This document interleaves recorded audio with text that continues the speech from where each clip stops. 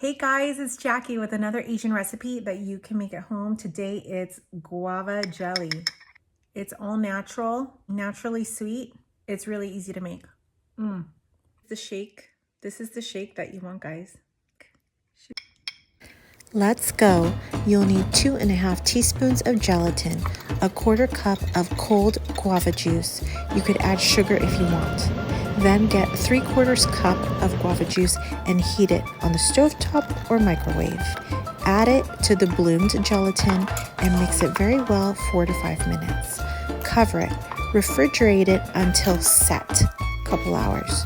Then, to take it out of the mold, dip it in hot water for a couple seconds. Do the plate trick. Put a plate on it, flip it over. Slice it any way you want. You can add it into bubble tea, iced tea, just have it plain as a dessert, put it over shaved ice desserts, and here you go. Please like and subscribe for more Asian recipes.